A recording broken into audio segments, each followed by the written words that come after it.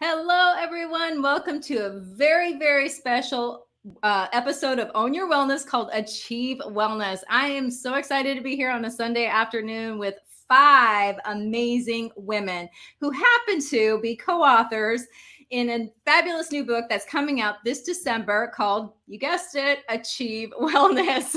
Perfect, right? So before we get started, I just want to say, like I said, happy Sunday and thank you for joining us.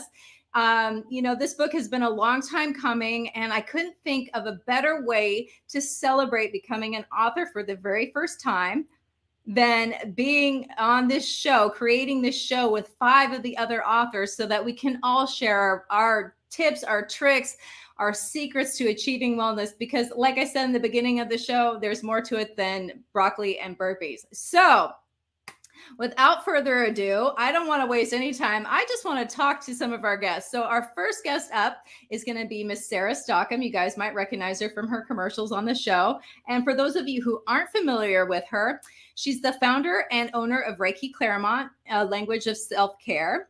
She teaches all levels of Reiki, and her courses are CEC approved. CEC approved means that you can get credit for it, just for people who don't understand. Because I hate to talk in, acronyms and people not know what I'm saying, right? So anyway, she is trained in multiple lineages and styles of Reiki, and her particular life experiences.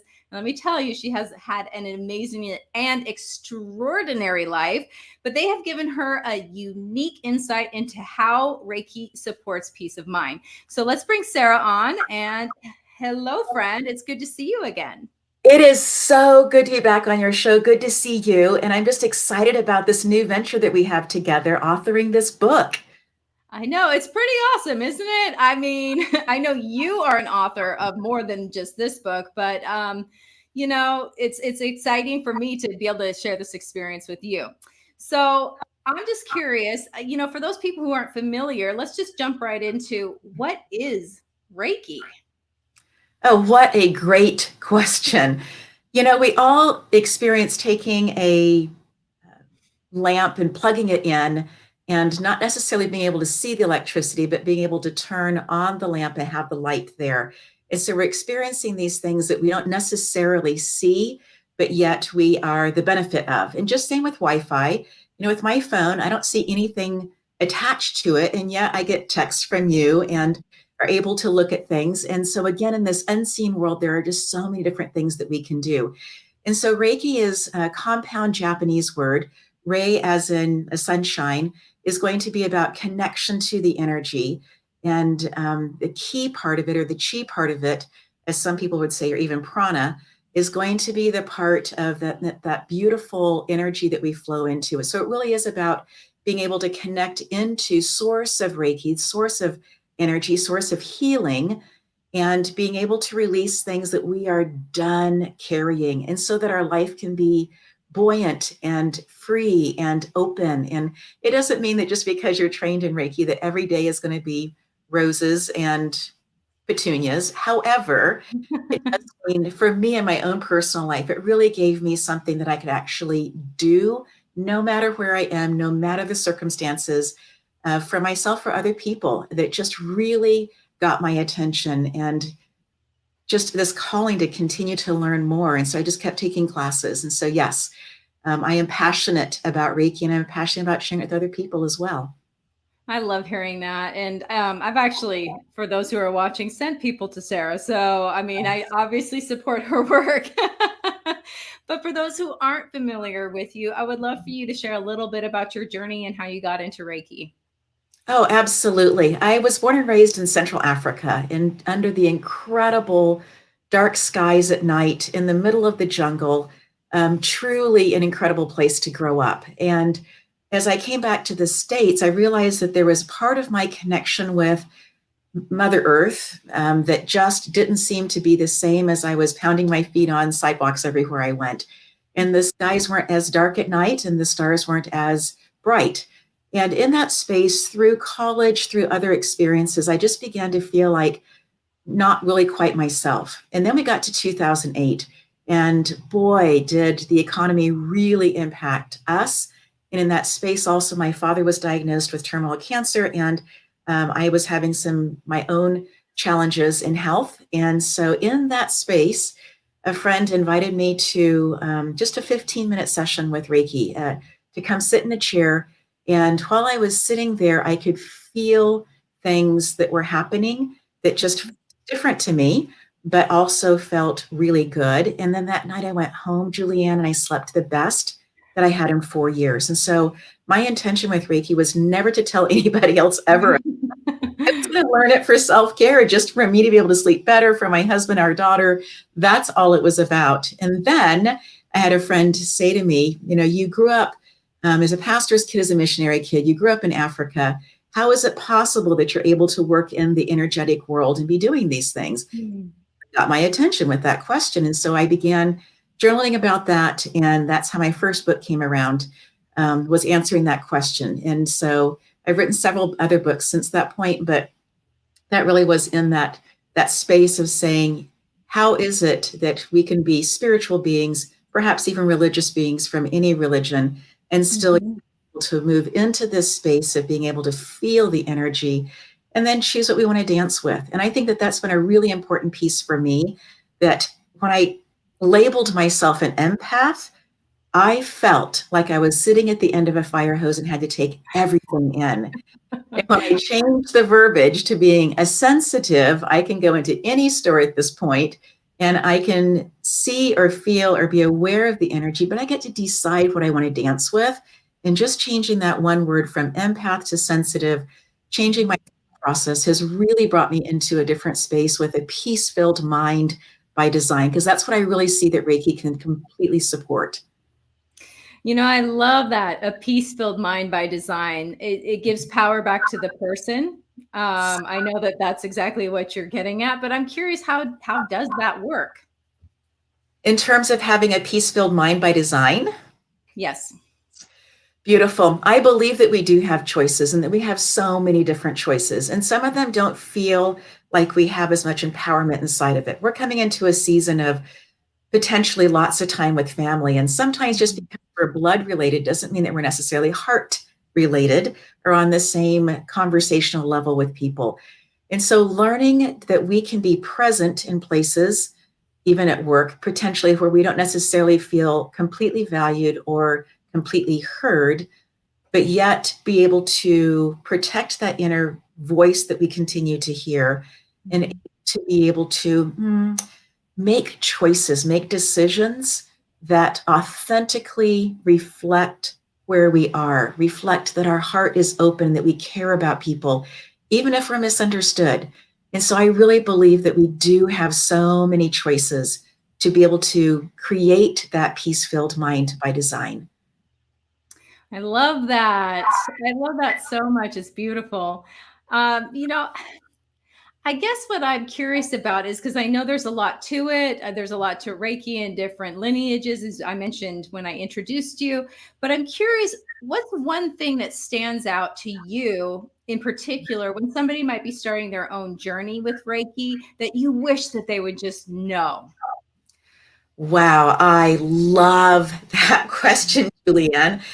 I want people to know that we have time and we have talents. And how we choose to use our time, how we choose to invest it, how we choose to show up with our talents is truly our own journey. And so looking at someone else's journey, I'm saying, ooh, I wish that I had, or I wish that I was doing that. We're really taking away, I believe, from our own ability to empower where we are and the gifts that we have. I work with some incredibly powerful healers. And I remember one night when we had a Reiki share here at the house, and I can see colors, I can see auras, I can do those things, but it's not something that necessarily comes naturally for me. My hands have always been, from the point that I was living in Congo, my hands have always been how I've taken energy in. And so as I'm listening to these people talk about and just being able to weave together these amazing stories, I stood there and I thought, what is the gift that I bring to this group?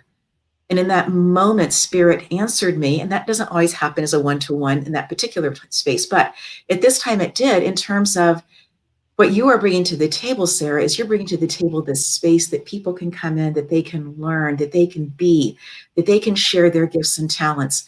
And so it's not about a competition. In the spiritual realm, it's not. In the physical realm, it's not. And yet we live in a society, especially here in the Western world, where you drive down the street, you'll see a billboard that tells you how old you're supposed to be, how you're supposed to weigh, how tall you're supposed to be, even what your eyebrows are supposed to look like. And so it's very natural for us to take that and move into a space of, well, if this person has this gift and talent and look how well they do with that, I should have that gift and talent as well. And I long for people to know, come with your expression, come with your vibration, come with your gifts, and then invest in those. Don't be asking for someone else's.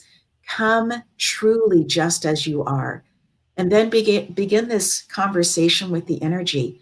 And as somebody who can be very, very left-brained, in terms of logical, left-brained actually goes to the right side, but in that process of just choosing the logical part, growing up with scientists, being raised in a lot of science, I know that sounds very woo-woo to say just go with it, but we truly live in constraints on Earth that are about time and space. And if we can just move a little bit into the spiritual realm and begin to take those pieces off of time and space and begin to see that we have come from eternity, we get to go to eternity, we are experiencing Earth school, that in this space, then we have these constraints. But if we can move into this place of how can I best use my talents and explore them to the best, I believe that we show up differently for ourselves.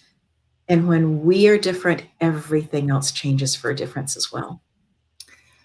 I really love the idea of owning who you are and your gifts and really bringing that to the table, because I don't know why I feel compelled to share this, but I do. I remember one of my first coaches, he told me, because I was wanting to leave my career and become a coach, and he told me, you know, I said I was afraid of it being oversaturated. He goes, well, if that's the case, then there doesn't need to be more than one gym. There doesn't need to be more than one, Italian restaurant. So he's like, you're going to bring your flavor. So I love that you promote that in people. Now, you mentioned that, like I said, that people bring their own gifts. So when somebody's looking to work with a Reiki practitioner, what's maybe something that they should be looking for? Because people do offer different things. Oh, I love this question. I fully believe in interviewing anybody that you're going to be working with. And so if you're going to go to a gym and find a trainer there, interview them. Do they line up with what you are looking for? If you're going to be working with somebody who's going to help you clean up your diet, go interview them. If they only have one way of looking at things and that doesn't feel right for you in that particular moment, then interview somebody else. And maybe you go back to that first person after you've interviewed a couple other people, but maybe not. I really believe that, yes, being told by somebody else, hey, I really found this great thing, this great product, this great whatever, that's super powerful and helpful. But I really believe that we each have this space that we need to ask our own questions, get our own questions answered. And so before I and that sounds odd to use the word let, or allow, but before I have somebody do Reiki on me, I always have a conversation with that person. Even if they are a new student in my realm and they have just taken a class with me, I want to know a little bit about them. I'm happy to be the Reiki model and lay on the table and let them practice on me. I'm happy for that. But I also want to know a little bit about them and their journey and what are they after. Because again, I think that we live in such a place and time that there's this competition that people they stub their toe inside of that rather than saying, I'm here, I have an open heart, and I'm ready to learn. And as somebody who's been training people who work at the top hospitals in the area here in Southern California, internationally known hospitals, in those conversations with people that I've trained, I long for them to be able to be who they are. They don't need to take who I am and expand it. They need to take who they are and continue to expand it. Because if they're trying to take who I am and my gifts, that's going to be frustrating for them. And I don't want the frustration. There's going to be some natural that happens anyways when you choose to open up a new way of learning. Again, natural frustration if you decide that you're going to become only eating a certain way, right? You're going to cut other things, take other things out. there can be a little bit of this angsty that goes along with it. And that's just part of our own coming into a place that's new or something that we are wanting and yet still feeling some of the pull from before, from our lifestyle before, in that. But I long for people to really come into those spaces and open up. And with that, I also believe that the life experiences that we bring to the table, that we bring in terms of who we are, even though they can be so incredibly hard, that we can choose to move forward. And the way that we choose to move forward can also be designed so that we are increasing our peace, so that we are increasing the solace, that we are increasing how we're sleeping at night, not making it worse. And so, yes, drink your water. Yes, turn off all of the screens an hour before you go to bed or whatever, however that works for you. Put your phone in the other room or have it on focus or whatever it's going to be for you. But really be intentional about the pieces that you're going to be investing in or doing with your time. And I say investment, not just from the point of financial investment, I'm saying investment in terms of what you are choosing to do. For me, turning the phone off. Well, I had it in the other room for a while, and then our daughter went off to college. And then there was not once, but twice that she called her best friend's mom because she couldn't get a hold of me because my phone was in the other room. Learning curve for me, first time second time I did, of, hey, there needs to be a way that I can have my phone where she can get a hold of me if need be, but I don't need to be getting all the other things happening so that I can sleep well, so I can wake up tomorrow well rested and ready for the day. So it's learning these different things. And then I personally like to reframe things that I feel perhaps haven't been the best way that I've shown up or the best way that something potentially has turned out, to not see that as being the end. It's just part of that journey. Part of the river was flowing and it's in an eddy, and all of a sudden the water begins to move again, and being okay with that process. It doesn't always feel good, but I think it is part of that, taking the responsibility, holding that we are responsible, but taking all of that energetic toxicity off. We can be responsible and not have to feel toxic about it. Oh, I like that. Sometimes it feels like an either or situation. Right, right. I know as an entrepreneur, I can relate to that feeling. Um, so, you mentioned that when you first got into Reiki, that, you were struggling with stress, and then your father and all of this, and that you had the best sleep you'd had in 4 years. So that's actual physical proof that, you can manipulate your energy through Reiki. What are maybe some other possible, for people that want to explore it, like, what are some other possible things that they could possibly look forward to? Absolutely. Pamela Miles, who teaches on the East Coast, has written a book called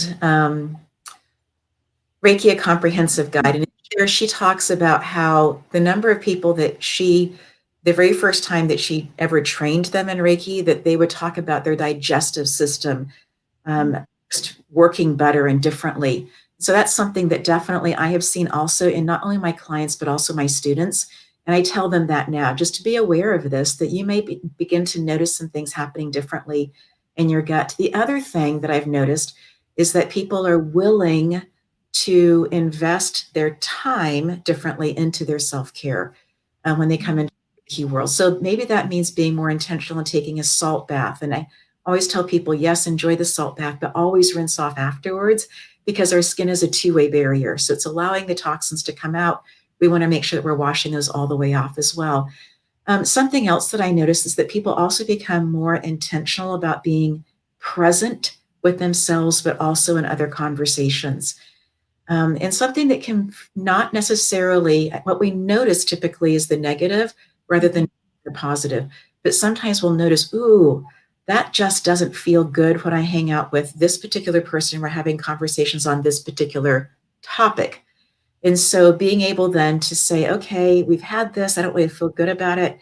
Is there a way that I can come back into this conversation and say, thank you, but let's have lunch or whatever, but let's not talk about this, or to steer the questions to a different place. I've noticed that people become more aware of how they interact with other people and what makes them embrace more of what they enjoy, but also at the same time begin to put in what some people, the word is boundaries, and some people don't like that word because it feels like a lot of work. But if you begin to see that our skin is a boundary that's holding all the good in, right? And so as we begin to put in boundaries with our time, boundaries with our schedule, as we begin to put those things, we are just protecting that which we love.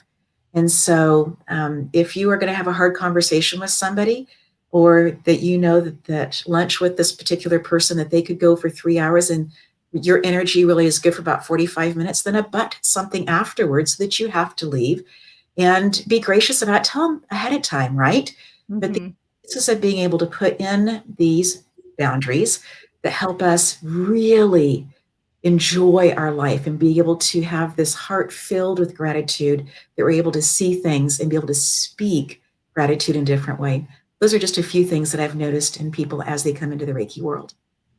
I love that. I thank you so much for those tips too, especially. And for those who are watching, Sarah's the queen of scheduling. I wish I had like a tenth of her abilities. It's pretty impressive.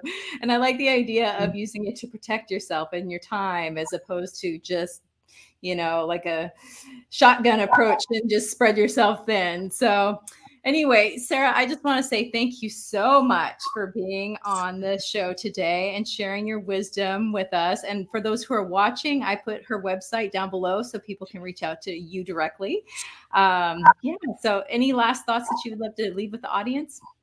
I'm just excited the audience is here and that they are listening to all 5 different people share their different stories. And Julianne, I can't wait for you at some point to share yours as well, because you have a phenomenal story that is completely worth you being interviewed, and look forward to that, friend. Thank you so much. We'll see you again soon. Sounds good. All right. So that's Miss Sarah. Isn't she amazing? So before we get to the next guest, I want to share something with you guys.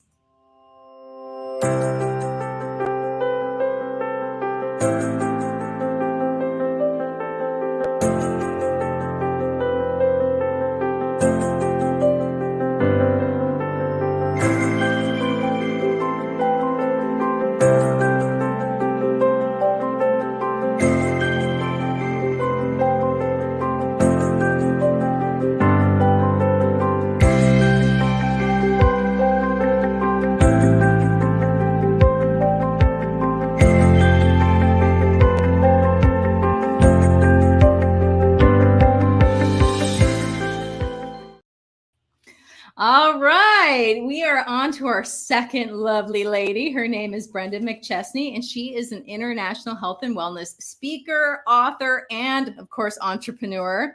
She's trained thousands of wellness professionals across North America, and before launching her own business, she spent 20 years co-creating and leading local, statewide, and national family support movements to ensure children and their parents have the support they need to be safe, stable, and thriving. Also, in 2018, she founded Ignite Your Zen. Yay. We're going to hear more about that. A mindful living company dedicated to human flourishing. So let's bring Miss Brenda on. Hello. Welcome. Thank you so much, Julie. It's great to be here. So excited to have you here today. So I would love to just start off with you telling us a bit about your journey. Well, as you said, I spent 20 years in the nonprofit and philanthropic sectors. I actually started out as a doula and a lactation educator, created a local community-based organization to help in that space, help parents through the journey of becoming a human to a parent. And that quickly evolved into looking at family systems and engaging youth, and started to work at the statewide level in Colorado with the Family Resource Center Association. And that work then transpired into working on a national level to really ensure that America's families can thrive. And I was definitely at a peak area in my life. I had moved the journey over into philanthropy and was overseeing over $10 million a year in funding to support really innovative programs when I was at a restaurant and a pole fell and hit my head and slammed it into a table, and it turned my world upside down. My goodness. Okay. So obviously it literally changed your brain. Is that how you got into CBD? Yes. So what I realized is that traumatic experience, I ended up giving me a traumatic brain injury, a severe TMJ injury, severe whiplash, concussion, bulging torn discs, diagnosis of a permanent impairment in life, partially in my neck. And what I found was that as each day progressed and my symptoms got worse, my life slowly started to unravel, and I wasn't able to sleep. My cognitive functioning was significantly impaired. My ability to perform as the woman that I was in the world, the mother that I really valued myself being, the partner and the professional, over the course of 3 years, as I was trying to find a solution, all of those identities were slowly unraveling in my life. And, I saw over 50 different wellness practitioners of that time period. And I tried everything. I naturally gravitate toward homeopathic solutions. So I started with, meditation and chiropractic care and physical care and acupuncture and acupressure, included Reiki and massage, and all the way up to interventions, 3 neck procedures, ended up on opioids. And I hit this point 3 years in that I felt like I had nothing left to give.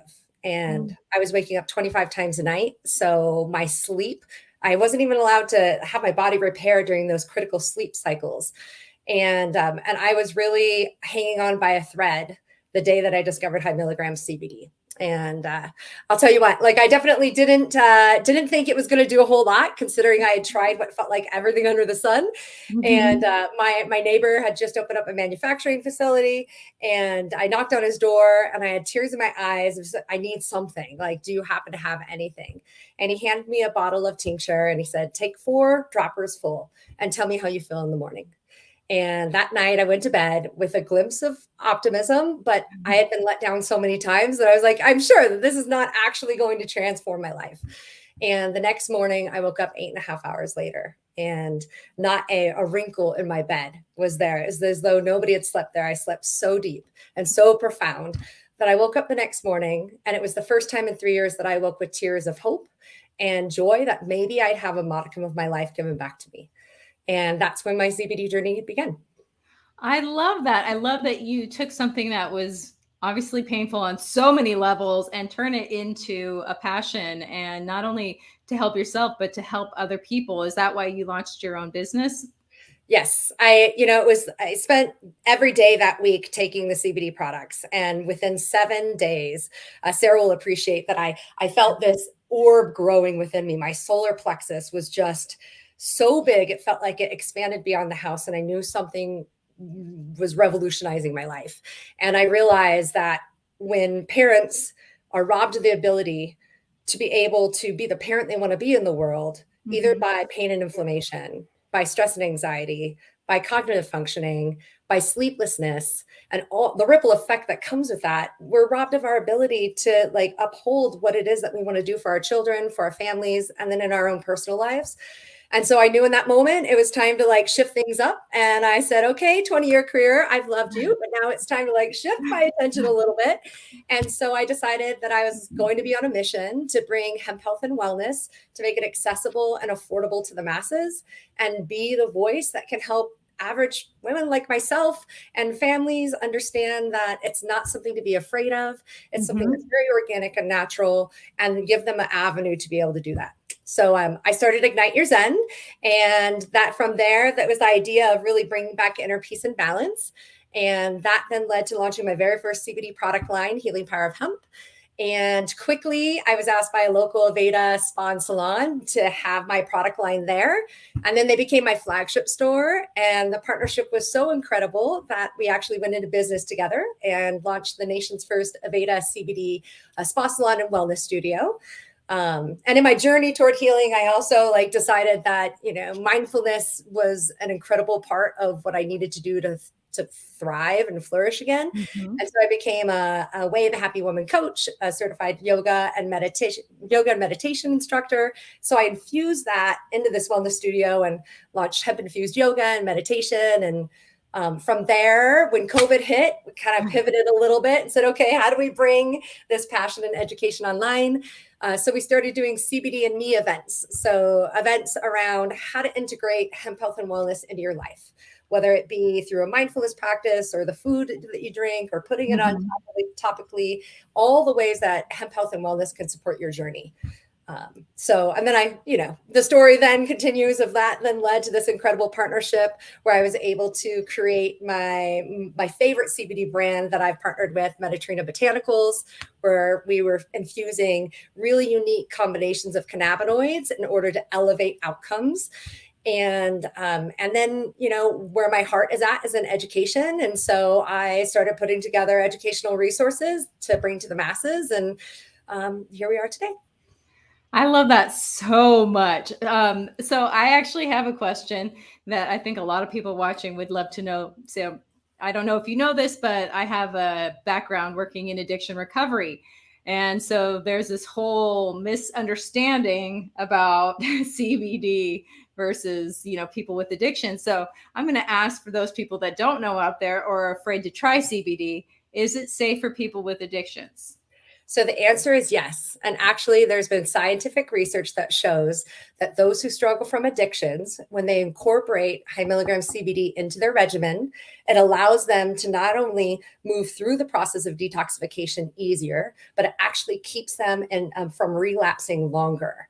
And the reason is, it's really, to me, it all comes down to the endocannabinoid system. And I tell you what, I saw over 50 different medical practitioners in my 3 years journey to come back to standing on my feet again.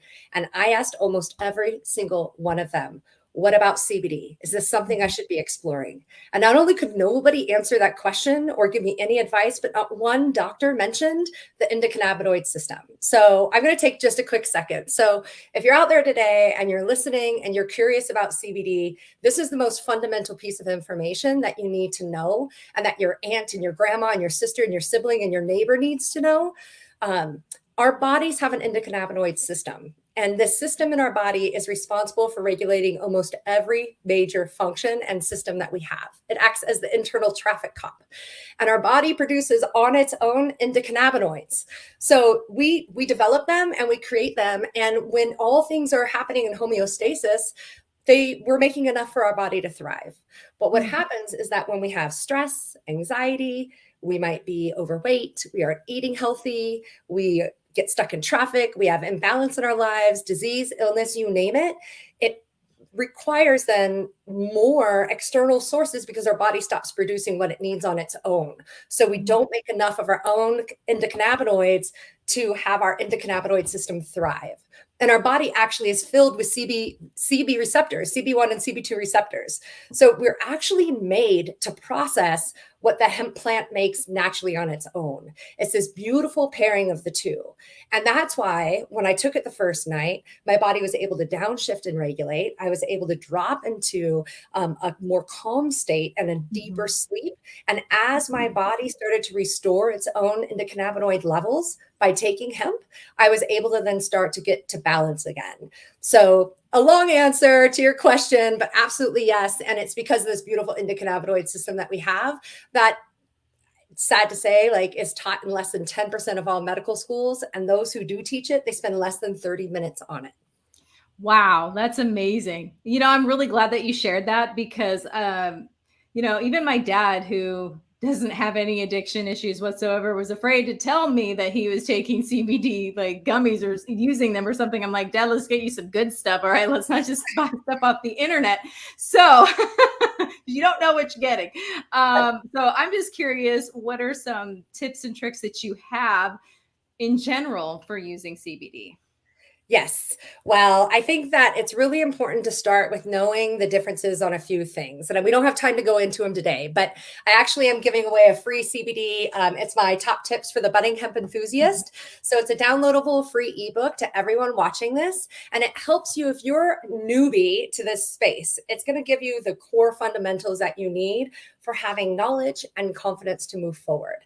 And if you're a professional in the medical, health, wellness, or beauty industries, even if you don't plan to take CBD or become a hemp enthusiast like I am, I also recommend that you read it because we want you to be knowledgeable when people come to you and ask. So you want to know what is the difference between hemp and marijuana, how to know what what products to look for and what's legal to buy. You also want to know what spectrum the product is. Is it a broad spectrum and a full spectrum, or is it an isolate base that has 100% of the THC removed? It also walks through why having micro amounts of the THC is important to help all the other cannabinoids really activate within your system. Additionally, it covers what to look for in quality products, right? Like when I started this journey and I discovered what CBD could do for me, I started to look out what was the landscape of CBD products. And this was back in 2018. And while there's been higher regulations and improvements in this space, what I can tell you is that it's still the Wild West. And that means you need to be very careful about your manufacturer, their processing, the ingredients, all natural and organic ingredients, and making sure that you know the milligrams of CBD in your product and in your dose. Because I can't tell you, like, I've coached hundreds of people in hemp health and wellness since launching these companies. And almost unanimously, if somebody's tried CBD before, I'll say, oh, great. What did you try? What product is it? How did it work? And they don't know, right? They don't know what they tried. They don't know how many milligrams of the product it were. And that's like saying, I tried ibuprofen, but it didn't work for me. And then you ask how much they tried. They're like, a milligram once. But it doesn't work that way. So, you need to know how much to take for your unique needs. And that's why I developed the Daily CBD Tracker. And that's the book that's launching in December, because it helps people. It's your go-to companion for hemp health to understand what are your unique health and wellness needs? Like, what are your goals? Getting really, really clear, because once you start to incorporate CBD into your life, 9 times out of 10, you'll try it for one reason, like sleep, and you'll start to notice this beautiful cascading effect that it has for you and, frankly, the people around you. The funny story, I'll say, I had a woman call and tell me, she's like, so Brenda, I started using CBD for sleep, but I have to tell you what's happened. She's like, my husband and I haven't gotten along this well in 10 years. She's like, I'm less reactive. I'm less triggered. Our fights are less explosive. Like, it's allowed her to calm her central nervous system to a place that she can sit and listen and absorb rather than be in the reactive mode. I love that. So I guess my question would be, because you talked about, you might try it for this particular reason, like for sleep, for example, but what are some other reasons that people would want to try CBD? Because I don't know, and I would love to know what my possibilities are. Yes. So there's the top 3 reasons that people gravitate toward in exploring cannabis-based health and wellness are sleeplessness, stress and anxiety, and pain and inflammation. Those are the top 3 areas that are the highest pull toward the product. But it also helps with mental clarity, right? It can really help you focus and concentrate. I've had clients who have been able to get off of medication for ADHD once they discovered the right strain and the right profile for them of CBD. Also mood, just overall mood. You can use it topically for beauty. So one of the things that I love are CBD baths. So bath bombs, CBD bath fizzes. I'm actually involved in a company that's launching next month called Hemp Naked, and it brings a new level of luxury to your bath and beauty routine. And so you can use it topically on your face. It helps with acne, rosacea, scarring, amazing for bug bites. And you could also use it in your hair for hot oil treatments. When I had the Aveda Spa and Salon, we incorporated it into facials, mani-pedis, scalp treatments, massages, you named it. There's an application for it on the inside and the outside. And then really, a lot of people are experiencing arthritis and joint pain, especially as we age. And it's incredibly helpful for releasing the built up muscles and tension and pain in the hands. My last product line, I had a really high milligram salve, and I had this incredibly touching story from this woman who her adult mother, who was 72 years old, hadn't had the use of her hands in years because her arthritis was so terrible. It was bunched up and tight. And she said within 2 days of using it, it was the most mobility that her mother had had in her hands. And she said her pain went from a 10 to a 3. And it was able to stay at that 3 range with increased mobility because it's so powerful in that way. way. So, of course, I'm not a medical practitioner. I always encourage people to speak with their doctor if they have questions around how to integrate it into their life, or if they're going to substitute other medications from it. But the daily CBD tracker that's hot off the press in December, this will be shipped out, and it really gives you all the tools you need to understand how it's affecting your life from the inside out and the outside in. I love that. I love the idea of using something natural as opposed to, taking another pill from the pharmaceutical industry. And I used to work in pharmacy too. So I've lived many lives in this body. But anyway, I guess what I'm kind of curious about is if somebody does want to try this, you mentioned that you have to find the right dose and it seems like there's a lot of different steps. But you found relief the first time you tried it. So what is a normal, because I know everybody's different and everybody's journey is different, but what would be something that you could expect on average to happen, say from the first time to figuring out what's right for you? Yes.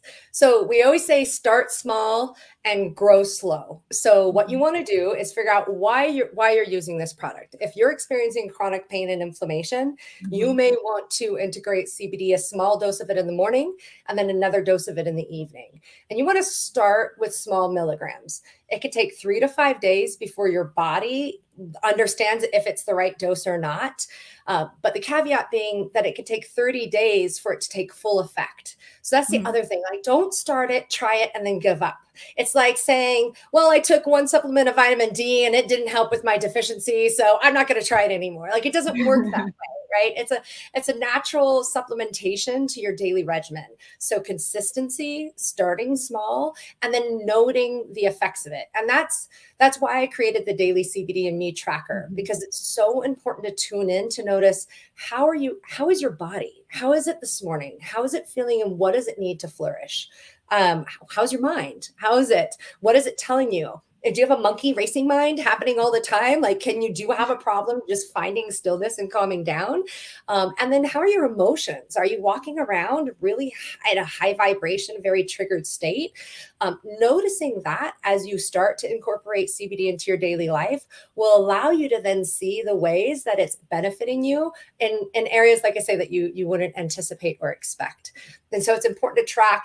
We have a kind of a medical-based tracker that you identify where in your body you're experiencing discomfort across a variety of pain and stress and anxiety, sleeplessness, mental clarity, mood, and then anything else that you want to track. And then noting how much you're taking, when you're taking it, and what your consumption type is, and then tuning into the effects of it. And if it's not enough after that 3 to 5 days, then you slowly increase from there, little bits at a time. And if it's still not enough, you have questions, check out our resources. You can call us. We're here. I like to say, given that I started as a doula, like, we're hemp doulas, right? This is the role that I like to play. That I'm not here to tell you what to do, but I'm here to empower you with all the tools and the resources you need to successfully achieve inner peace and balance in your life. And finding new ways. Like, I tend to be this catalyst for folks who say, I would never try marijuana. I've never tried hemp.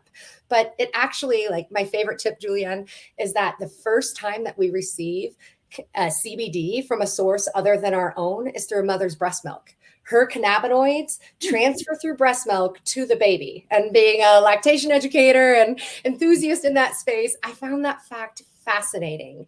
And typically when we start there at the space of biology that our body creates this, and sometimes it needs a little boost. And when you take CBD from a source like hemp, it not only fills the reserves that are empty, but spurs your own body's natural creation of endocannabinoids. So you can tell I'm pretty excited about it. And I hope you all are too. And I actually want to hear more, but unfortunately we have to keep moving. So I just want to say we popped your website down at the bottom so anybody can reach out to you that way, correct? That's exactly right. Yeah. So there you can get your free downloadable ebook. It's our top tips for the budding budding hemp enthusiast. Again, whether you plan to do CBD or not in your life, it's an important read to just have base level information. It's just a little glimpse into what you need to know. You could also find the daily CBD tracker there.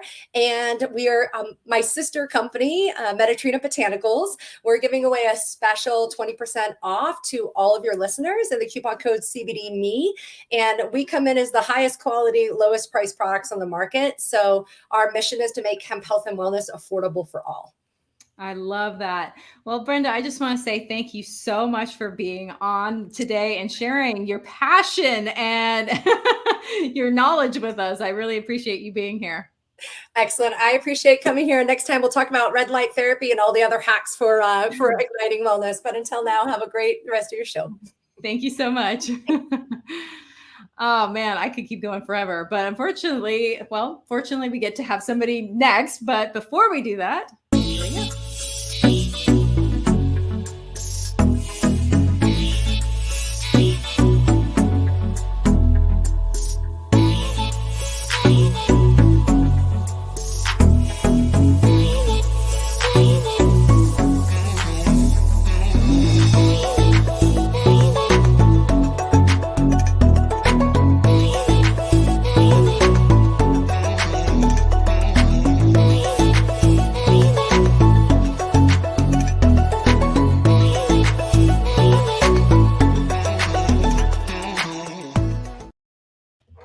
welcome back, everyone. Wasn't that amazing? So moving on, because we have 3 more amazing guests to speak with today. And our next guest up is Noelle Peterson, and she is also a co-author of Achieve Wellness. And her chapter is on the power of a positive mindset. Yes, we all need that, right?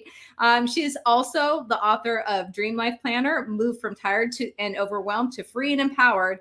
And she's the pretty half of the smiling couple. Let's add some humor in there. Maybe she could talk to us a little bit about that as well.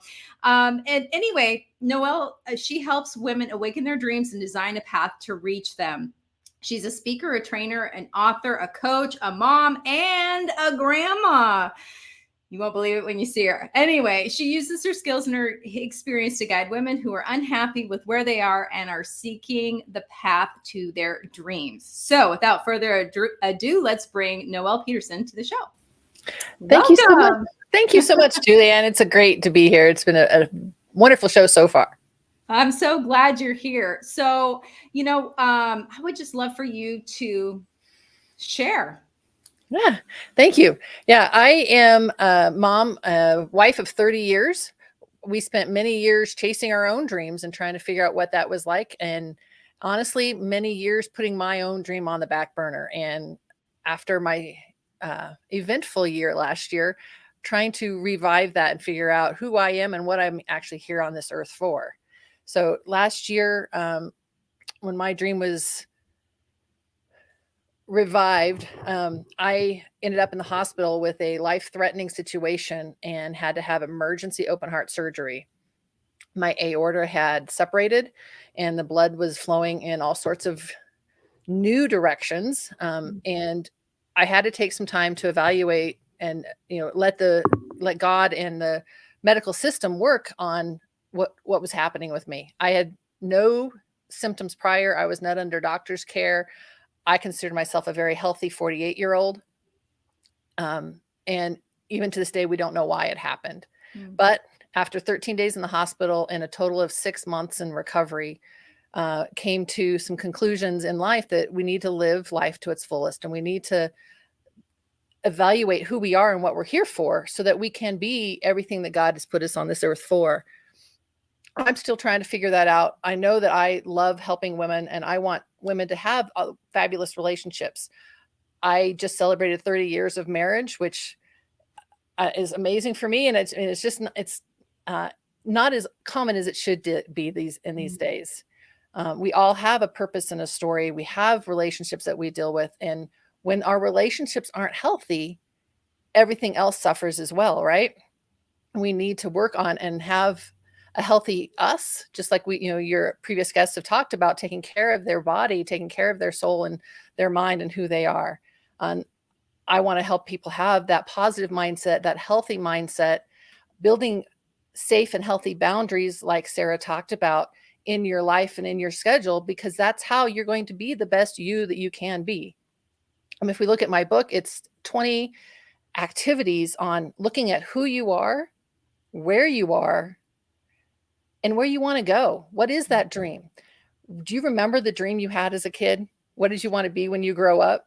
I mean, well, I had a few of them myself, so right? Yep. And those don't always live through college and into life. We become moms and women in this world, and we have to survive, and we have to do what's happening. I spent many years doing what was needed in the church, in the mission field, in the job situation. I took on roles and activities that, yeah, I can do that. Why not? It needs done. But none of it was who I was. I didn't take into account if it fit into my dream. If I go back to my childhood, I wanted to be a stewardess. Nowhere near that now. But being able to coach and train, be a missionary, we got to travel. And that now is my number one activities. I love to travel. Car, train, plane, you name it. Get me on the road. But we want to live and flourish in who we are. And if we're not living the dream that God gave us, we're not happy. We're not content. If you think of my stories, for those couple of weeks, I had to focus on my aorta. My heart, my body wasn't healthy. And so all of the energy went into healing that part of my body. Whereas for many years prior, that was never even a consideration. So we spend a lot of time thinking about tomorrow or the activities or whatnot, but are we really focused on our purpose and our values? And Sarah talked about boundaries. The other aspect I like to talk about is the values. And when you're thinking of an activity or a decision, if you know your values and you know what your goals are, it's easier to make those decisions, because if it doesn't align, it's easy to say, no, sorry, I can't do that. When I was a principal at the school in Columbia, when we were missionaries, the teachers were trying to teach me how to say no to things, because I was always just saying, yep, I can do that. I can do that. I can do that. So they actually had made me a no sign put up on my wall in my office. And then we had this wonderful speaker came in and said, really what you need to do is focus and say yes to your priorities. It's not that you're saying no to things. You're not saying no to the PTA assignment. You're not saying no to the podcast and interview. You're saying yes to the activities that your kids have. You're saying yes to dinner with your husband or whatever it might be. And it's focusing on what is of value to you and what aligns with your purpose and your plans and your dreams and where the direction your life is going. I love that. Yeah. And that's really helped me as a mom be able to focus and be okay with saying, no, we can't come to that event tonight. We've got a family thing going on. Something that actually Sarah said that's always resonated with me is that not everything good is good for you. So that's exactly what you're saying. It's like, it's not that it makes it bad or wrong. It's just not in alignment with your purpose, with your goals. So. Right. And we tend to, I want to say that women have an identity crisis. We spend all our lives playing the roles that society and family tell us that we're supposed to. But then something happens and you go through a divorce or a death in the family or the kids moving off to college. And we end up in this situation is we don't know who we are. My mom had 4 kids. And when her youngest child moved out of the house, she had retired and she had not built that dream. She had not built that relationship with my father. And she sat at home trying to figure out who she was. And in her situation, ended up dying of depression just as much as anything else, because she never felt the desire or the growth or the joy of being a mom and grandma in this day and age. No, I think that is an amazing idea too. It just makes me think too, it's never too late to, reignite that dream, reignite your growth process, because if you're not growing, then you're probably dying. So yeah, I mean, you got to know your love language. You got to know your communication language, because we're all different. Every one of us here has a different take on society and on life. one of the things that we've talked about in our coaching is just that there's plenty of ideas, there's plenty of love, there's plenty of resources out there for you to do what you want to do. Like you talked about earlier, there's not just one gym. Yeah. There are so many ideas, and you have a unique perspective on bringing that idea to fruition. And there's plenty of coaches, there's plenty of clients. Everybody has a different perspective, and you got to find the one that works with you, and you find your niche, find your coach. And because there's plenty of things out there. A story that kind of relays that for us is when our grandson was little, his mom was trying to get him to say goodnight and give grandpa a hug. And grandpa was like, trying to play along, right? And then mom says, get grandpa's hug before I do, as if grandpa only had one hug to give. That's not how it works. No. That's just like ideas and resources and people out there. There's not just one group of people for a client, for a coach. There's not one people for a gym. There are plenty of people out there that can use your services, and we all jive differently with different people, and you got to find the ones that you resonate with, that make sense to you. There's lots of different personal trainers just as well, because they speak the same language, but yet they're speaking a different language, right? You got to find the one that you can connect with. Well, it makes me think I took calculus 3 times, once in high school and I gave it up, and then twice at university. And it took the 3rd time for me to get it. The first time I quit, second time I had no idea what I was doing. 3rd time I understood the teacher. So if I had just given up in high school, I never would have learned calculus. And of course, I've never used it since, but anyway. Right. But it's a great example, because exactly. It's just like dating, right? Yeah. You find the spouse, the person that you can communicate with and that makes sense. Yeah, exactly. So I guess, I want to bring it back to dreams and empowering to live them, being empowered to live them. Now, if somebody is lost, or, lost that spark, and maybe even dealing with some sadness, some depression, it can be really hard to even ask for help. But what are some things that people can do to even just make that small little the shift in their mindset to maybe get going? Yeah. So in the Achieve Wellness, I have 3 points and talk about 3 powers that we have. One of the big ones that is in my dream planner as well is reprogramming the malware. So we spend a lot of time in life absorbing from the world, from our influences, right? As kids, we hear from mom and dad and grandma and grandpa and teacher and friends. Not always are those comments helpful. They're not always healthy. And we absorb them in our perspective and what we hear from those words, not always what that was said. But there's always something that happens in our younger years that sticks with us, for good or bad, and whether we remember it or not. So the first power I talk about is reprogramming the malware. So that malware that we absorb and hear as kids and adults, we hear this as well. Our teachers and our coworkers, our bosses, as they say, well, that wasn't done right. Or, why'd you do it that way? And we take it in a very negative sense sometimes. And we need to acknowledge those poorly placed statements that are in our brains that are talking to our subconscious more regularly than we would like, and reword them for affirmations, and reword them into sentences and phrases that say, I am worthy, I am good, I am beautiful, I am healthy. And we take our clients back and look at their timeline and what happened in different phases in their life that made some of those major influences, and look at those statements that you're telling yourself over and over, and help you reprogram and look at ways to rephrase those statements, and maybe even evaluate some of those situations that weren't necessarily taken the way that you took them. But we like to have clients put sticky notes on their computer or on their steering wheel, on their fridge, that just is a daily reminder of the positive influence that you do have. You are beautiful, you are worthy, you are amazing, you're a great author, you're a great trainer, you're a great speaker, you've got a great show, and very positive, succinct, clear-cut statements that you say to yourself every time you see those little notes.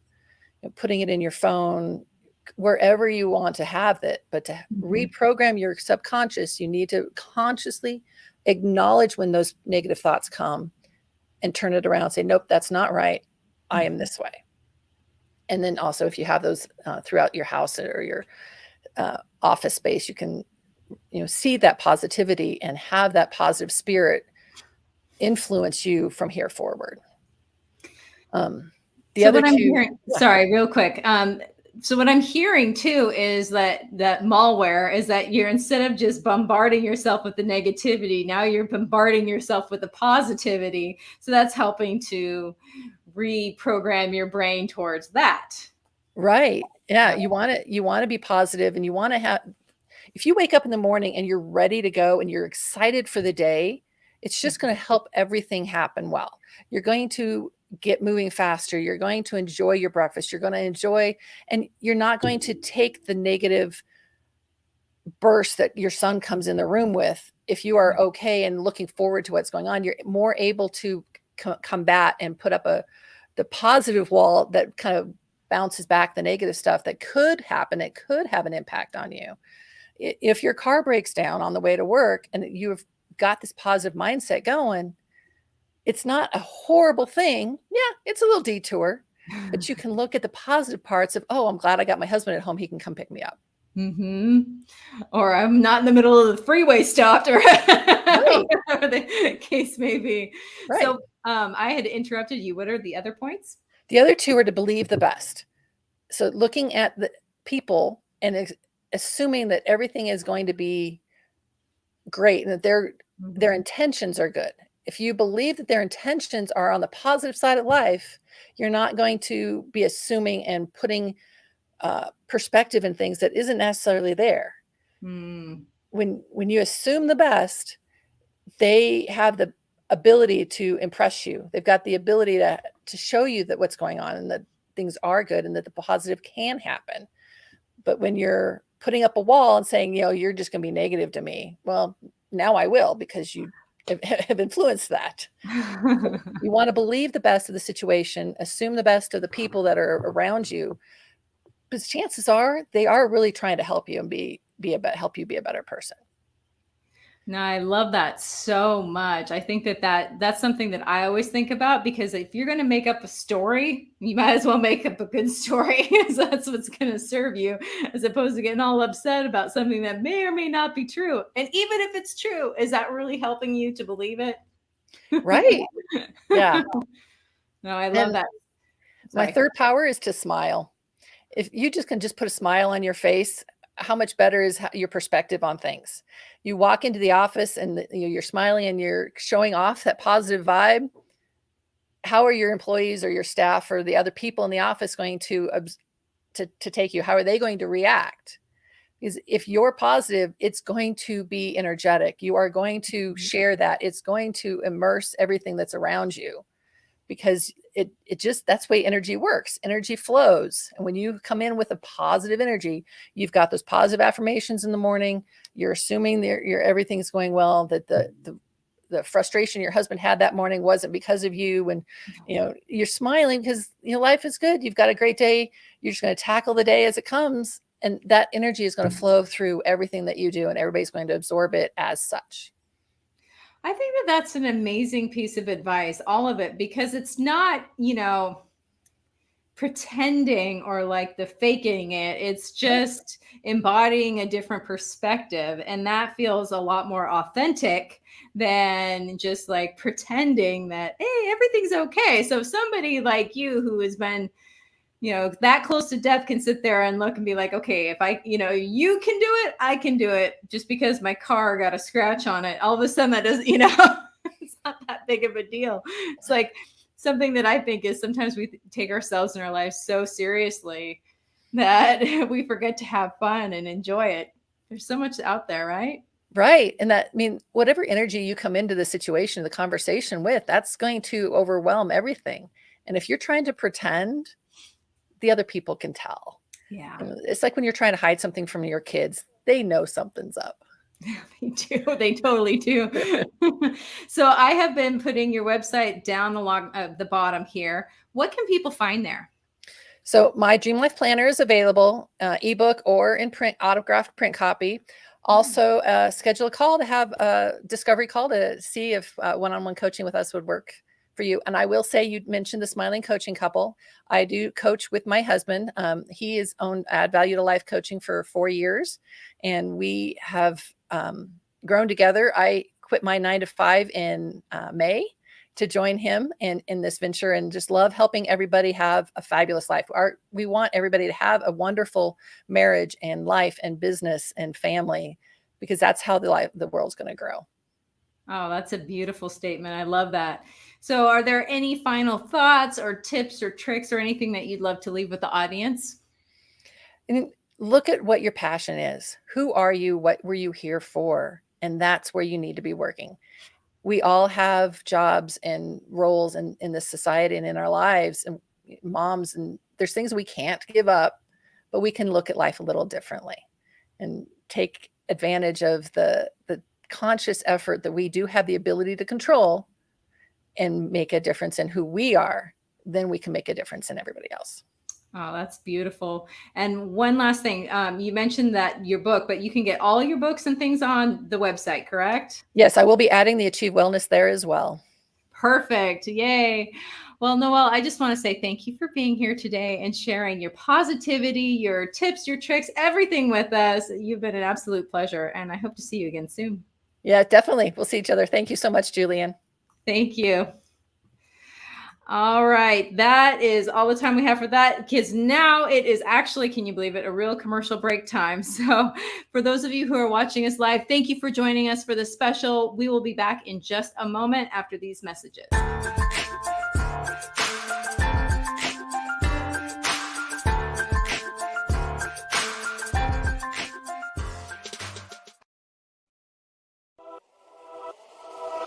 Welcome to E360 TV, the live streaming and on-demand destination for influential voices and enlightened audiences.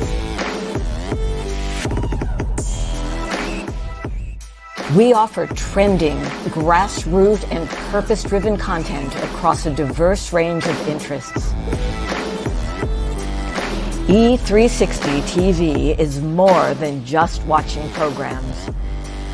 We offer the ability to interact with live shows connecting audiences to real, authentic influencers and storytellers while streaming to millions of devices.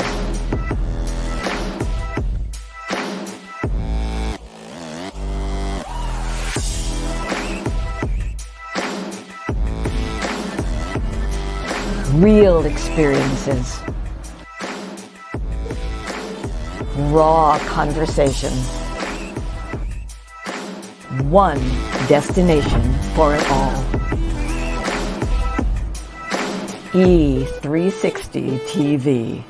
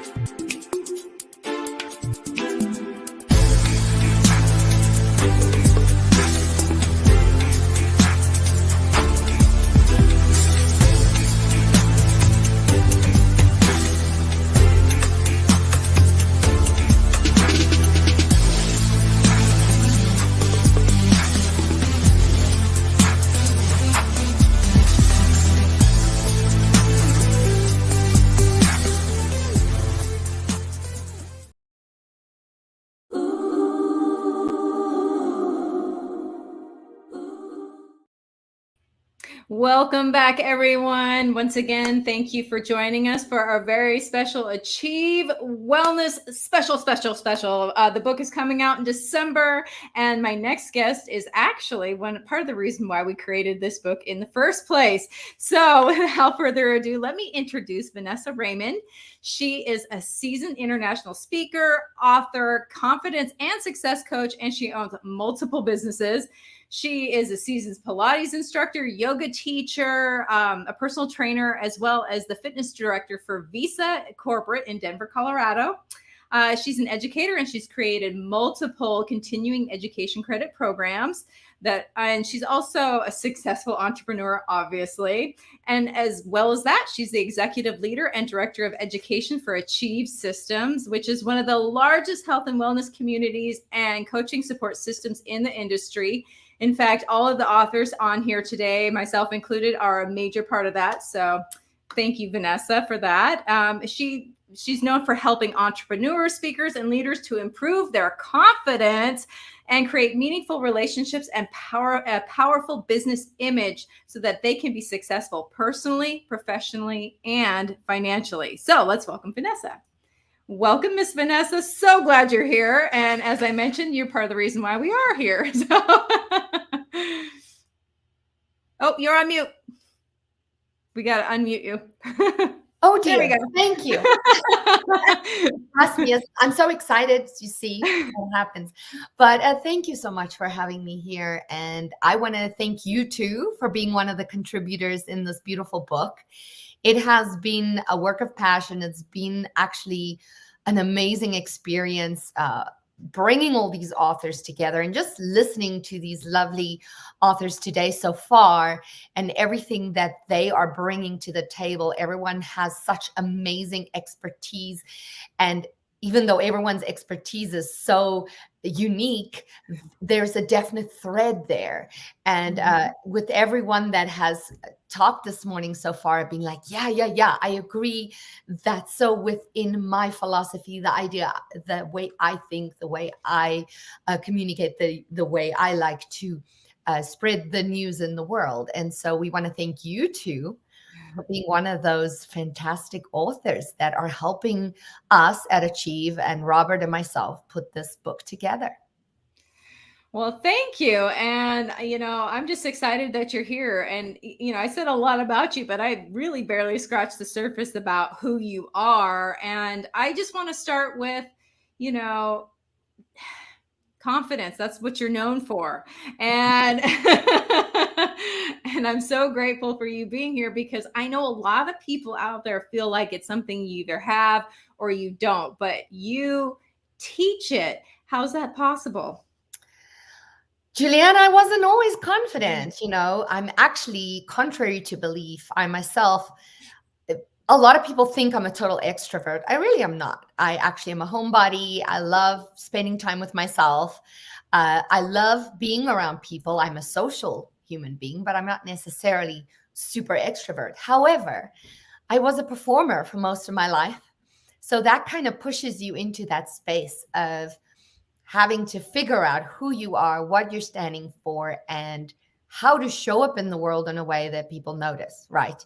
Mm-hmm. And so what I'm really passionate about is having people understand that confidence is ever changing. Nobody is 100% confident all of the time in everything that they do. Neither am I. People see me as a super confident person, but all of us start somewhere. And with everything that we start out new, there's a learning curve, and you never feel confident 100% in anything that you start that's new. We all have to go through the steps to get to that place where we feel we're really, really confident in what we do. But what I do believe is that when you understand how powerful you are, and when you really step into your own power and you take ownership and you understand that, hey, even if I'm not feeling 100% confident right now, I'm about to embark on a journey that's going to lead me to that confidence that I so badly want in this area or in any area of my life. So it really is, I want people to become more aware of the fact that you are in charge. you can create in your life whatever you want. And if you step into your own power and show up with confidence as a human being in your full uniqueness, the confidence and everything else comes. I like that idea too, because I think that a lot of people wait for confidence. Has that been something that you see too? Yes. So we think, well, you're either born with it or you're not, or you've had a charmed life, or your circumstances have allowed you to be confident, or I don't know. A lot of people think confidence comes from external beauty or external wealth or external. And I learned very quickly in the performance industry that, in the fitness industry as well, because a big part of what I do stems from everything I've done in my life. I was a dancer, singer, actress. I'm a fitness professional, as you mentioned. I'm a yoga and Pilates instructor, kettlebell instructor. And I've also worked in the beauty industry as an esthetician, cosmetologist, et cetera, et cetera. I've been in environments where that external beauty, or what I call the superficial things about us, is what we think is what is going to give us that confidence, but it never does. That's why you see people get addicted to plastic surgery or over enhancing themselves, thinking that is eventually going to help them feel confident. And the thing is, if you don't approach it from a perspective of, and I loved what Noelle said about smiling, because a big part of what I teach is related to body language, and facial expressions, and smiling is a huge part of body language. And so when we understand that we got to get the feels inside, and we have to cultivate those feelings for ourselves, no one else is going to do it for us. Yes, now and again, a compliment or whatever, those things do help. But in the end, the way we show up in the world is up to us. And my message is, you can show up in any way you want if you become really aware of what it is you want, and if you're really intentional about how you go about it.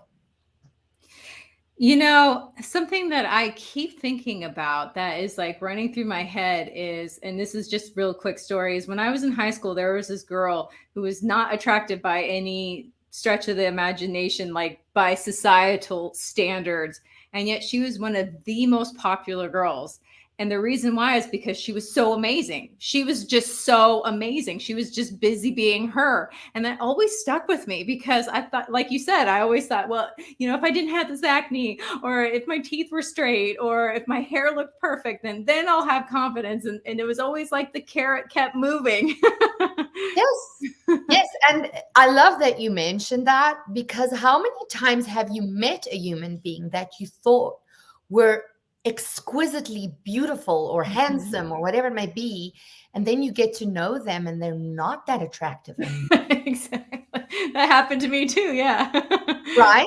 So the message here is that the inner beauty, you always hear the inner beauty, but for a lot of us, that's kind of such an ethereal concept. Like, how do we get there? What do we do to be that person? And I think in the end, it really comes down to what Noelle said about the mental emotional state, what Sarah said about really embodying who you are and being unique. Each one of these people, and even Brenda sharing what she knows, in the end, it is about living with enthusiasm and understanding that we are contagious human beings, and that the energy that we bring into the world, it expands and it's contagious, and it affects everybody around us, and it also affects how they treat us. So I always say, if you want to be treated in a certain way or perceived in a certain way, all you have to do is show up in that way, because it will come back to you. It's like radio frequencies, right? I know it's so funny these days, people are streaming everything.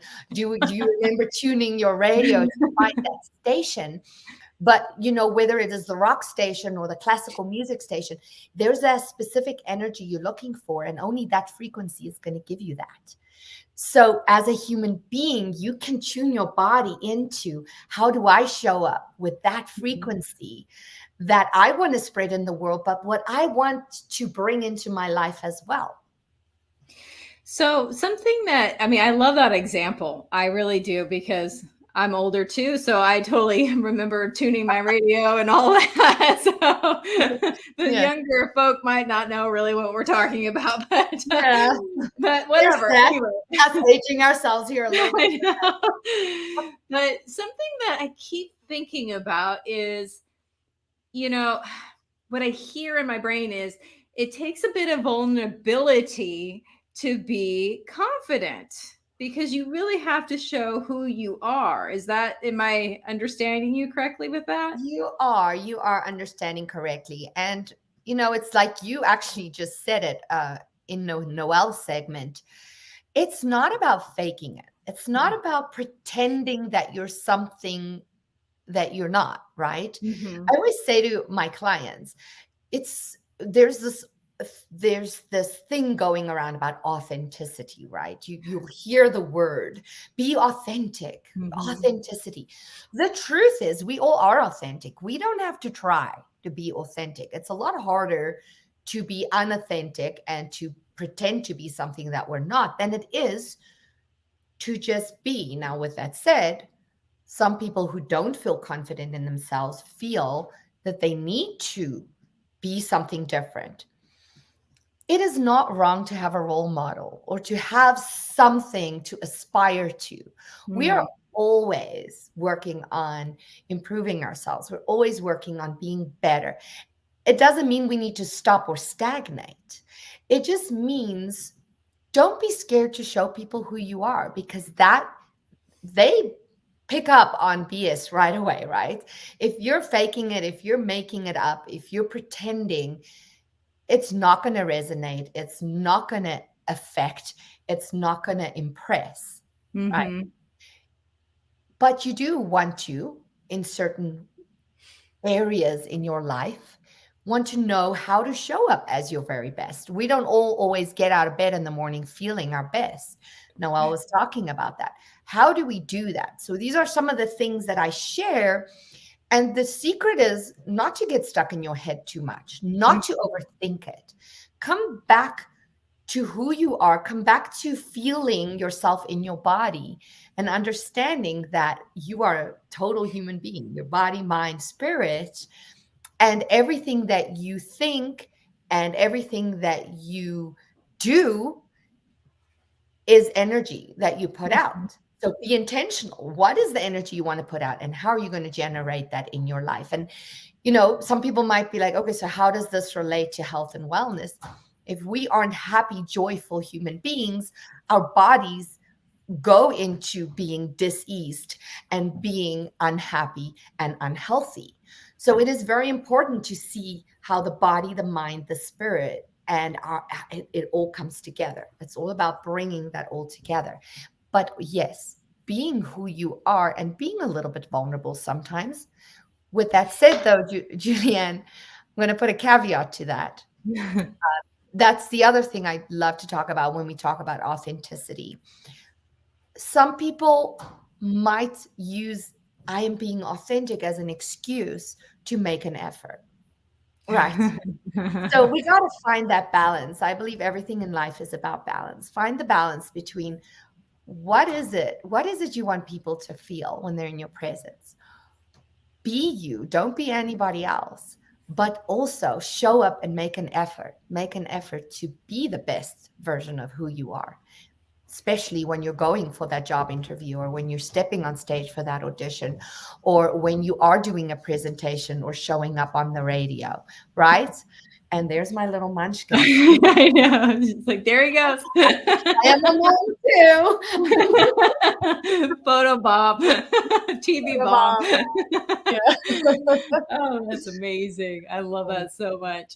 So, something that I'm thinking about too is that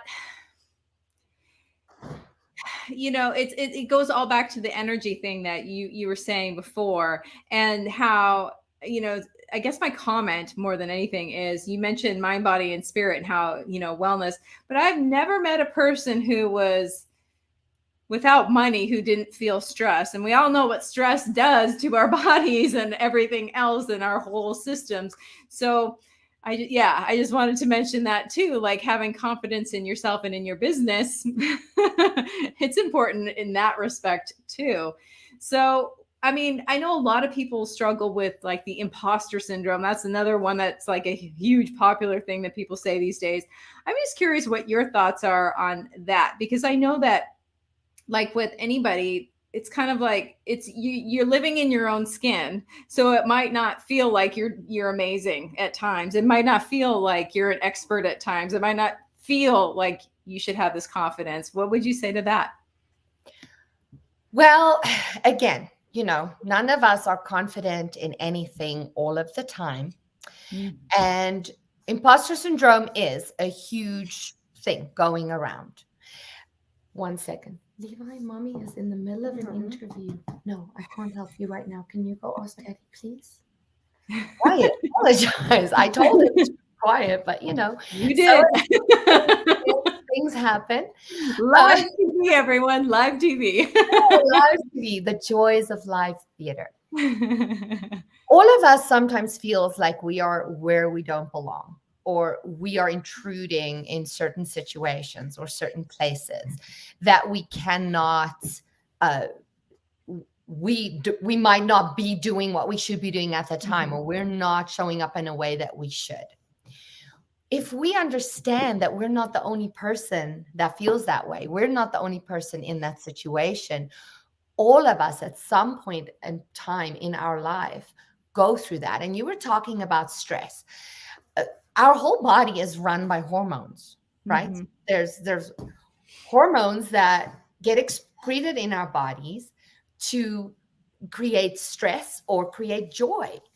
And we actually do have a little bit of control over that. Not a ton, but we do. And this is one of the things I'm really passionate about sharing, is about how are you carrying your body? What is it you're doing in your body that's creating those hormones? For instance, body language is the universal language, right? Everybody speaks body language. If you see someone sitting hunched over, holding onto themselves, feeling introverted, looking sad, we know they're depressed. They're not feeling well. They're not doing well. If you see someone, excuse me. Is this good? Please, mommy is in the middle of an interview. Can you go and do that yourself? You're a big boy. He needed me on the ice. It's Sunday, right? Children are home.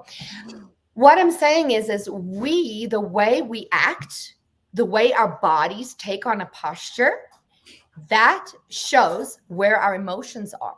And those emotions are induced by hormones secreted in our bodies. Cortisol, dopamine, insulin. There's all these things that go around in our bodies. But did you know that if you change the way you are acting, the way you posturing your body, you can change the way you feel? So sometimes something that we don't want to say is faking it, but sometimes pretending by taking on that joyful posture, or like Noelle said, smiling, just smiling because you are thinking of something that makes you smile regardless of what the situation is you are in. You can change that chemical composition in your brain.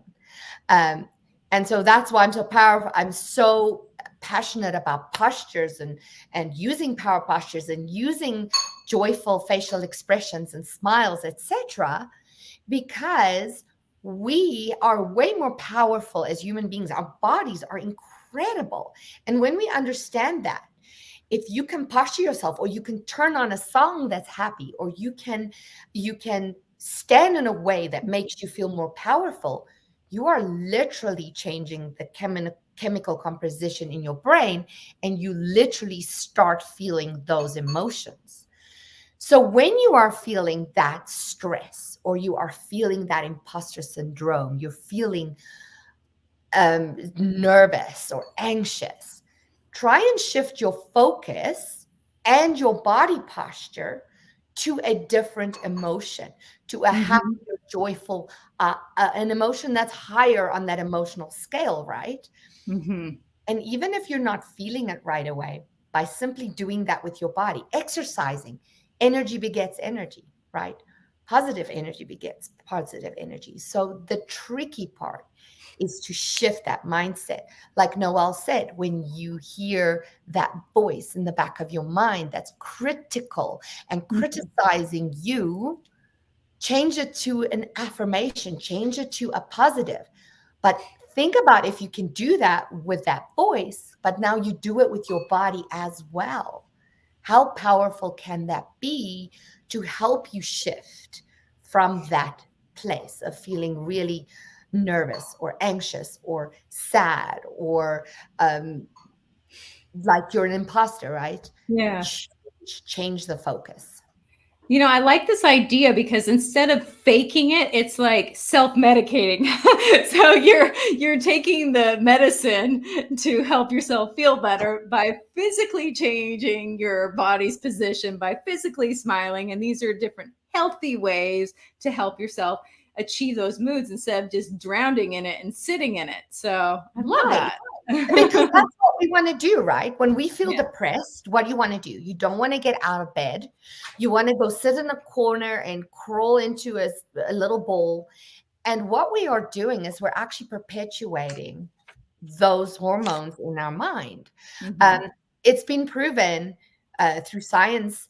There's been scientific studies done that if you can posture up into a power posture within 2 minutes, even if you're not feeling it, within 2 minutes, your brain has already started creating up to 25% more dopamine, which is our happy hormone, right? The cortisol gets decreased by about 15% by just putting that smile on your face and taking that powerful open posture. We're already changing how we feel. I love that. I love that. So I have your website down below for everybody to take a look at and meet with you personally via the website. And that's where people, because you are an author, multiple books, people can get your books there too, correct? They can.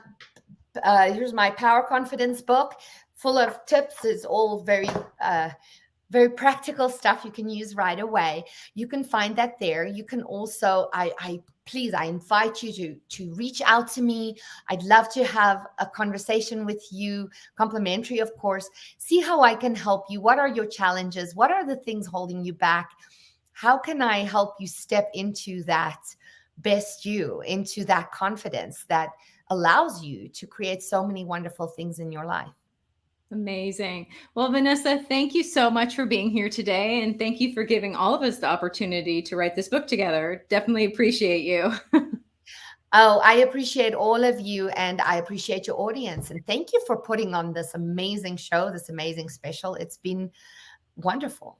Thank you so much. And we'll see you again soon. See you soon. Let's see here.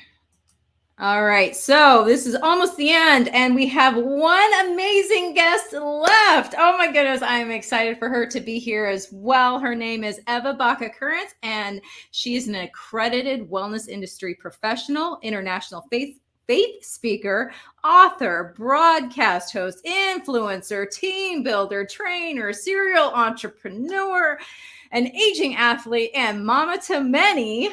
That's just barely the tip of the iceberg. She is also the founder and visionary of Forever Yours, a global enterprise and distribution company. She understands that wellness is truly wholeness and works with corporations, churches, clinics, practitioners, professional athletes, and individuals on a discovery and recovery journey to wholeness. So without further ado, let me introduce her. Welcome. Hello. Hello. there. Hi. So glad to have you here today. Thank you for inviting me. Yes, yes. And here's another one of our positive energy people. So, I mentioned a few things about you, but I never really feel like that captures who you are. What would you love to share with the audience about yourself? Well, I guess the biggest thing is that life is a journey. And in that journey, we have waves. We have peaks and we have valleys. And in those peaks and in those valleys, sometimes it's easy to get stuck. And we begin to wonder, what's wrong with me? And in the process of wondering what's wrong with me, we go out seeking anything and everything to try and figure out what's wrong with me. And I have discovered that it's not about what's wrong. It's about knowing who you were created to be. And knowing that I believe, as Vanessa said, I just love Vanessa, and all of the other speakers today, we were created by purposeful steps, I personally believe.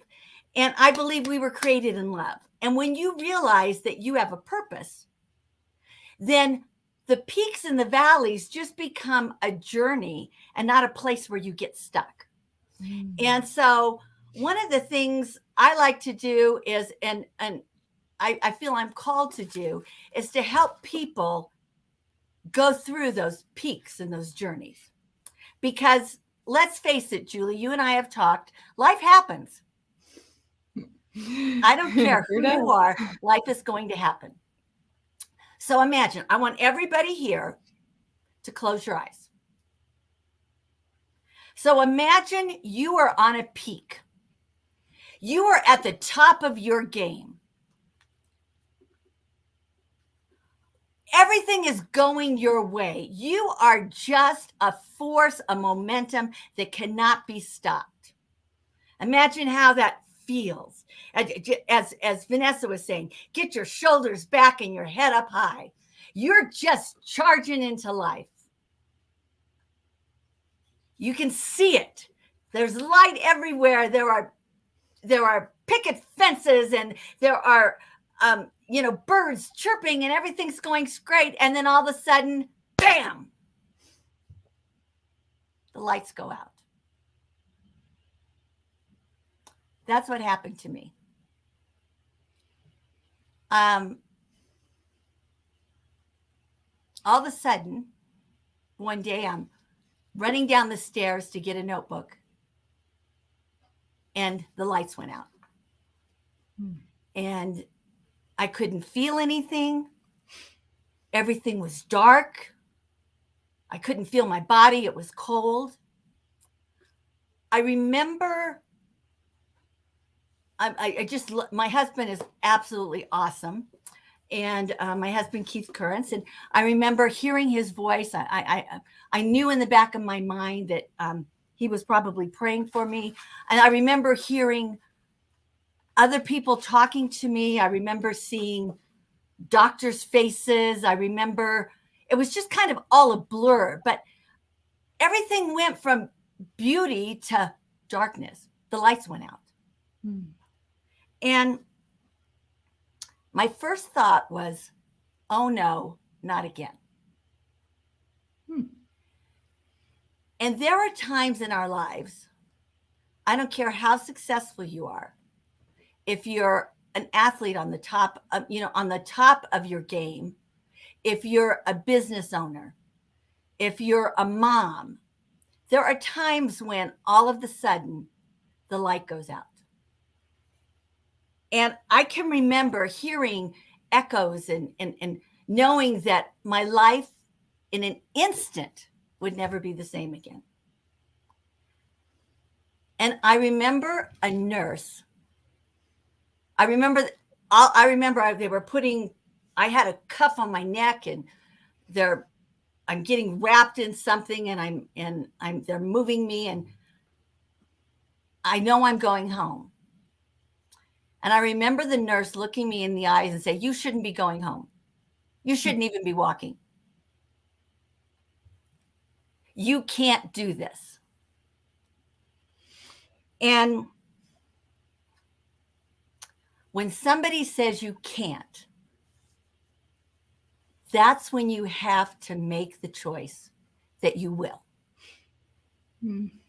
I call it the big grouchy monster that says, no, you can't do this. And one of the things I've discovered in, I have over 25 years of counseling in the faith-based community. I've worked with all sorts of health professionals. I love working in collaboration with people. I like getting people in because it's not just about products. It's not just about one particular modality of health. You've got to get to a root before you can get to well-being. And so I have learned that you have to fight for your health. You have to fight for who you know that you can be. And you have to know who you were created to be. And I guess for me, that's my heart. Is I see people come to me who are looking at life-threatening trauma in their life. They're looking at health and illnesses, and they've been told that you're not going to live past 3 weeks from now. Well, I would say to you, look at your foot. Is there an expiration sticker on the bottom? If there's no expiration sticker, they don't know what you were created to do. And I remember that nurse saying, your neck's broken, you can't go home, you're not going to be able to do anything again. And I just remember this little girl. When I was a child, I was very, very ill. I spent from the time I was, say, 9 to 14 in the hospital every 6 months. And I remember, when the nasty aunties become really nice to you, you're in trouble. And I remember everybody telling me, you can't. And I remember sitting on the front porch of our little home, and I'm sitting there, and all my friends, it's summer break. I've just had surgery again. All my friends are out. We used to have a creek. They were out in the creek playing, and I had to sit there and watch them. And I remember thinking, never again. When I get off of this porch, you better get out of my way, because never again am I going to sit on this porch and watch life go by. And I think sometimes when you get hit enough, bam, bam, bam, bam, you think, what's wrong with me? What did I do wrong? And I'm here to say there's nothing wrong with you. I'm here to say life happens. You will have peaks. You will have valleys. It's going to happen. But there's nothing wrong with you. You were created exactly with all the tools you need to be all that you were created to be. And I guess that's my superpower, is letting people know that they have a purpose, and that just because a green spiky monster or somebody's voice says you can't, my question to you is, what do you know deep within that you were created to do? Because it's kind of like, did you ever watch Peanuts? The teacher goes, wah, wah, wah, wah, wah, wah. Somebody goes, wah, wah, wah, wah, wah, wah, to you and tells you you can't. You have to go, what do I know about me? And does that agree with what I know? And if it doesn't, then you need to kick it out. And actually, I'm kind of known, one of my things is my pink boxing gloves. The pink ones here. I now have yellow ones because, I'm an aging athlete. So now, I'm working on my HGH, and I have surveys and everything. How old are you really? But the thing is, you have to fight for what you believe in. And that's what I believe I am created to do is help other people realize who they are, and that it doesn't matter what the whans say about you. What matters is what you believe. That's beautiful and so well said. And, it seems like you were started on this journey even before, well, since you were a child, Yes. honestly. Yeah. So, Yes. so what would you say that, because so many people trust like the white coat because they're the doctor or they're the nurse or, I mean, I'm going to use that as the example because it's a really basic one that pretty much everybody can relate to. It's like, are you saying don't listen or are you saying listen to you? I'm saying be wise. Okay, so I believe in the medical field. I believe in doctors. Mm-hmm. I believe that they have spent their life. They have been up nights and weekends training. And if you take a look at what a doctor has to do just to pass the boards, Mm-hmm. they're very knowledgeable people. But they are not the one who created you. Mm-hmm. So what I'm saying is use wisdom. So I personally believe in my health journey that number one, I know that I was created to do, that the body was created. I personally believe the body was created to renew and restore itself. Mm-hmm. And so the first thing I'm going to do, because I am a woman of faith, first thing I do is I go vertical and I spend time and try and find out what of my current situation is me, and what of my current situation is health, and what of my current situation is the way I'm living. So, for example, I just had surgery this week for my appendix, and so I could say, well, I don't believe in the lab coats, and I wouldn't be here today. Mm-hmm. I believe that I believe in the medical profession, but I do not believe in the medical profession as those who created me. Mm. So the medical profession is a tool in my path and my journey to wellness.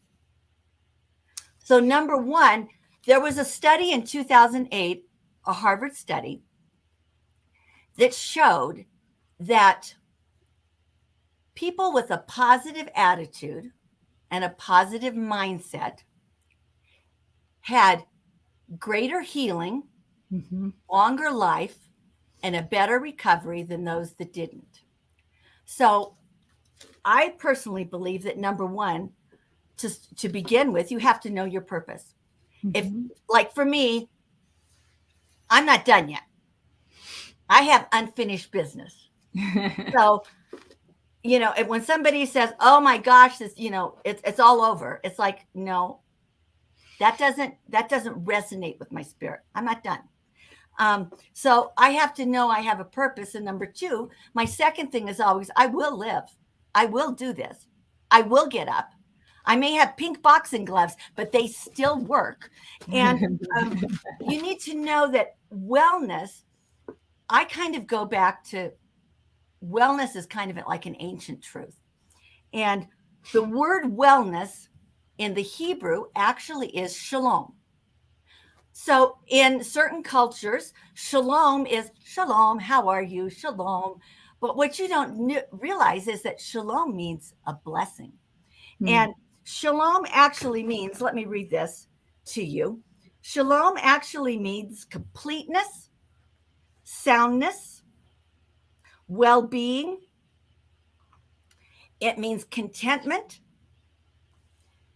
It means the sixth thing of wellness, which the word shalom actually means wellness, body, soul, spirit. Mm. The sixth characteristic is health. It's not the first characteristic. So white coats are great. They have knowledge. They have, and I believe in the health industry, but I don't believe that you know what my purpose is and what's planned for me. So I do go to doctors, but it's after I've gone inward, gone vertical, worked on my attitude. Where's my attitude? Am I positive? Am I going? Because it's like this. So I'm going to get in this mama mode. How's that? So here's mama mode. So if you have spent your life eating fatty, sugary, by the way, sugar is chemically proven to create in the body the exact same reaction as cocaine. Horrible foods, diets. You never get off of the couch, and then you're going to come and say, "Well, I was created to be, the quarterback of Broncos, of course, quarterback of the Broncos." I'm going to say to you, "What?" Because you have a lifestyle that will not get you to that point, that step-by-step purpose of what you were created to be. So the first thing, a doctor can fix your fatty liver. A doctor can, he can sew up your stomach. But my thing is sew up your brain and sew up your body before you go have somebody sew up your stomach. Change your diet. Let that food be thy medicine. Well, Hippocrates in the very beginning, that's what medicine was founded on, good nutrition. And if you don't have good nutrition, so like if somebody comes to me and I have a lot of people who are, I'm aging, who are aging and saying, I don't have energy. I don't have this. I don't have that. I need you to, give me one of your supplements, give me a juice, give me a potion, give me a whatever. My first thought is going to be, well, why? Why do you need more energy? Do you need more energy because you're overweight? Do you need more energy because you're stressed? Do you need more energy because you're depressed? Why do you need more energy? Out on my website, foreveryours.com, I actually have, you can take a survey to see where your body health is. And we actually have things that will help you with growth hormone, will help your body. But it's not going to help you if your mindset, as Vanessa said, if your mindset is not where it needs to be. Number one, I will overcome. I will get out my pink boxing gloves. Number two, why do I need more energy? Because if I need more energy because I'm overweight, then I'm going to have to develop a nutritional program, see people that will help me with my impulse control issues versus somebody who's depressed. So if somebody comes to me and they're depressed, yes, I have things that can help balance the serotonin, but I'm probably going to recommend that you go see one of my partners, one of my business partners, somebody in Achieve who deals with issues. What is the root? What happened to your belly button that your mom thought just wasn't right? Those types of things, because I hate to tell you this, Julie, the world doesn't revolve around us. And this is what I love about this group and this book is that we all have a piece of the puzzle. And so I really believe I have the following steps. Well, actually, is there any way? We are, right there. So I'm just curious if people can maybe reach out to you via your website. Yes. That's going to be the best place and to work with you. And it sounds like, you can help them with all sorts. You're going to get to the root cause and figure out what they actually need and how to help them effectively. Is that accurate? That's it. Where do we need to go from here? Why? What's the root of where you're at and how do we get to where you're supposed to be? I love that. I love that. Well, I just want to say thank you so much for making it here. I mean, especially after having surgery this week, my goodness. And look at everyone. She's positive. So we can all take a beat from her. Well, Eava, thank you so much for being on this show today and closing us out, because you've been a fantastic guest. So thank you.